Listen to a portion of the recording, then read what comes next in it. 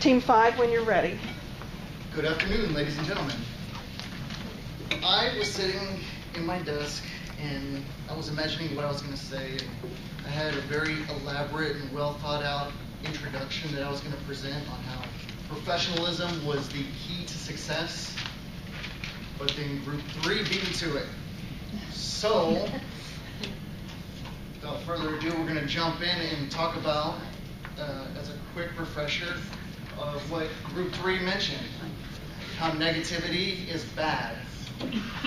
How actions speak louder than words. How work is worship. How coworkers and employees should respond to customers. And then finally, how communication is the buzzword. So I'm going to pass it over to Oscar, and he's going to discuss negativity. So, the first one, lack of communication. So you want to make sure you communicate clearly with your co-workers and especially when you're working on a group project. You don't want to be at the end pointing fingers and blaming people. Just all of that is just all negative. Another thing is gossip. You know, you got the good and then you got the bad. When there's the good, people are not gonna mind talking about it. But whenever you get the bad, you know, there might be a person that doesn't like certain things about another coworker or even the company, so they're gonna start talking negative and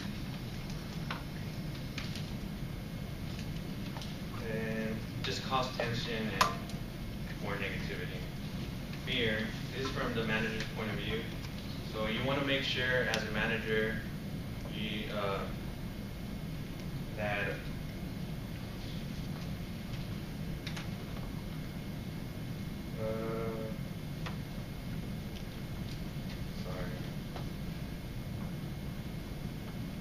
you want to make sure that you're there for your employees and your employees not feel that they can't come and talk to you and because of the way that you're going to react. And another one is an inability to adapt. So this is also from a manager's point of view. If they're unable to adapt with employees, that can also cause negative because they're not willing to try new methods or work with different cultures or even different personalities.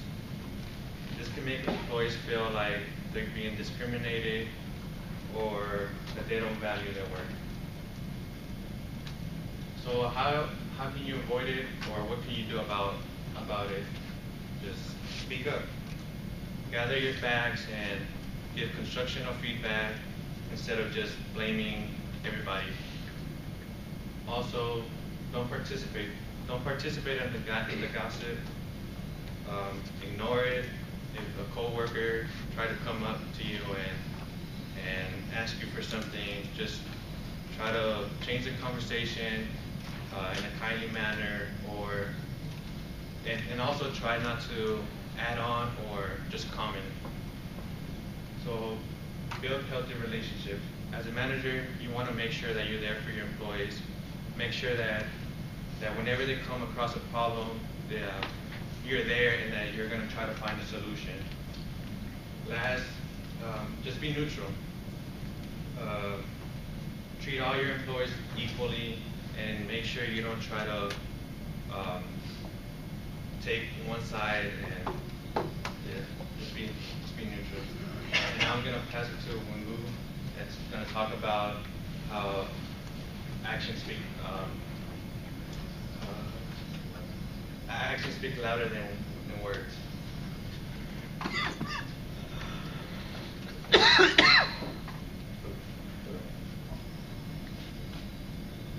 I'm going to talk about actions speak louder than words. Your boss might want you to perform not only your work, but also your communication skill in the workplace.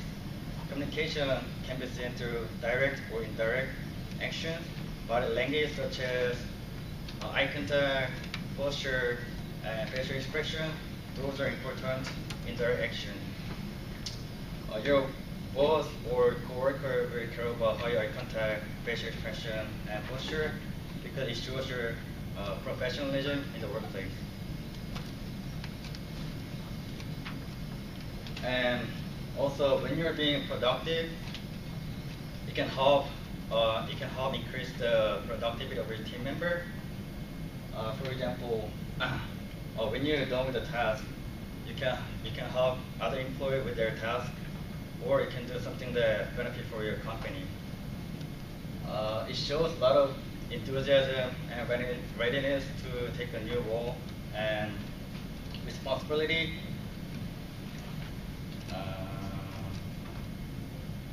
Responsibility. Sorry.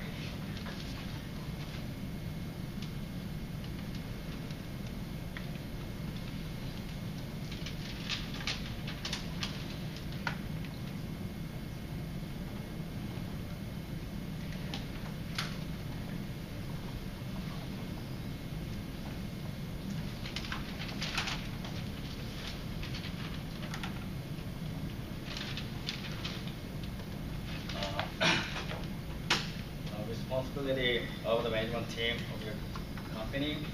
Also, it is important to be on time. It shows your ability to keep timely appointment. This a lot about you as a person. For example, when you late for the appointment, the other worker think you have a low level of professionalism. This affects your company negatively. If you want to show high level of professionalism, it is important to set an example for others because your action will determine the goal of your journey. Next, what's your going to talk about work is the worship. Thank you. Hello, my name is Josue, and I'm going to be talking about work is worship. Work is worship is a key aspect in business professionalism. The key part of that is one must understand is that professionalism is not about talking the talk, but it's also about walking that talk. How many of you guys would like a pay raise in your jobs or anything right now? Yeah, right? A lot of people would like that. You can do this by work is worship by totally dedicating yourself to your job. And a part of that is about presenting your way in a very business-like manner. But the thing is about that, you have to show that you can actually walk that talk. And that is a key aspect in work is worship. The next one is professionalism is about maintaining the high standards of commitment, conduct, practice, and determination at all times. Basically, this means you have to keep commitment, conduct, and practice, in all your aspects of your business life. For example, if you get in an argument with one of your coworkers, I know everybody does, you can't, let them get to your head. You have to remain your cool by keeping your commitment, conduct, and showing the business value morals to your peer workers, and your boss will most likely see that, and you could get a raise or an upgrade in your job. And work is worship is, again, one of the key aspects in business professionalism. I'm going to be passing off to Guillermo, and he's going to be talking about how to talk to customers. Thank you. So regularly responding to customers. What this means is how you speak to them. So I'll give you an example. If you're, as a salesman perspective, you want to talk to your customers, you want to respond to their emails as fast as possible. Why is this? Because whenever someone wants to buy something from you, you want to respond to them as fast as possible, get the job done. This quote right here, we got it from the article from entrepreneur.com. A satisfied customer is the best business strategy of all. And then, so for me, who here works in customer service or works with other customers here? I'm a server in a restaurant, and speaking of customers, you always want to have the mentality of the customer is always right. Whenever you're dealing with them, no matter how stressful the situation might be, how hectic your job is going, you always have to put the customer above all else. You want to use the golden rule and then go beyond that. You want to be respectful to them, even if they're not doing the same to you. You always want to make them feel comfortable because you always want to have the customer coming back. How to build the best long-lasting relationship.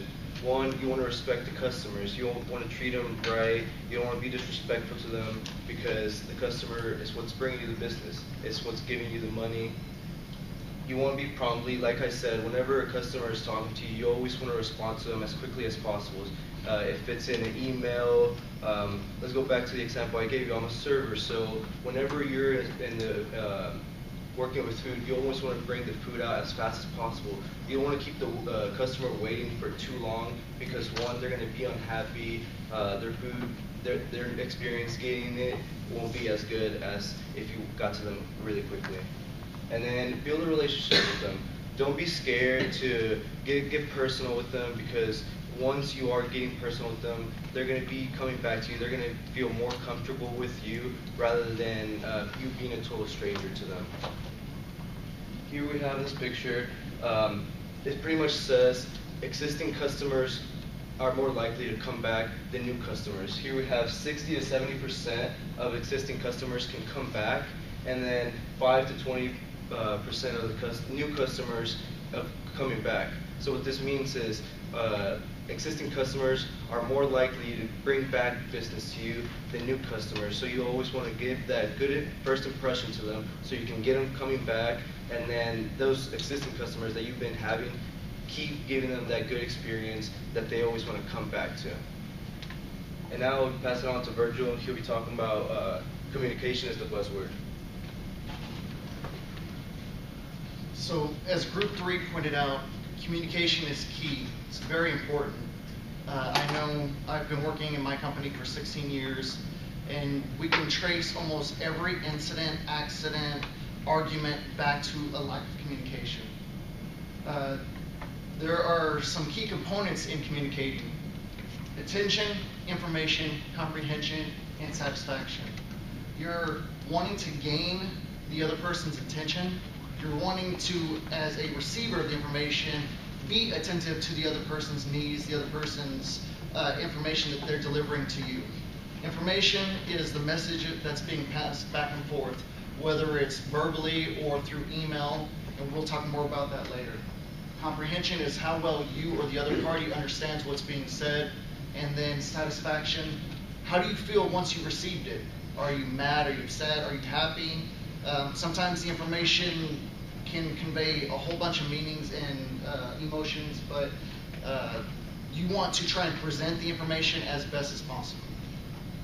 So there are two different types of communication. There's face-to-face, and then there's the technological communication. In face-to-face communication, you have both non-verbal and verbal communication. So as you're speaking, you're using dialect and tone and inflection, and you're also showing signs of emotion. You're showing physical features. You can stand with your hands crossed, and that might convey a sense of anger towards the other opponent, towards the other person. So you want to be careful about, Freudian slip, right? You want to be careful about how you talk and how you position and show yourself when conveying a message. You want to maintain good eye contact, whether you're the speaker or the listener. Show the other person that what they're saying is important as well. Be empathetic, compassionate, confident, and understanding in a listener and a speaker. Both parties giving or receiving information have vital roles. And then if you are listening, be an active listener. Take part. Repeat what they said back to them so that they know you're listening and they know that you're getting the message across. In technological communication, we are facing this more and more each day, and there's communication that I'm not even aware of. I'm old and don't use social media like you young kids do. So Group 3 did a very good job of dissecting the evolution of communication, all the way from cave paintings up to the internet. But currently we use phone calls, text, emails, and social media as the basis of how we transmit communication from one party to another across great distances. With that comes a lot of bad habits.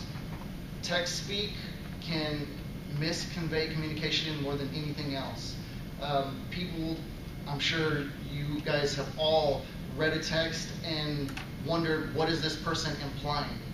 I get it all the time, so like I said, I'm old. I write the entire text out of exactly what I mean, an entire sentence. My 16-year-old daughter does not do that.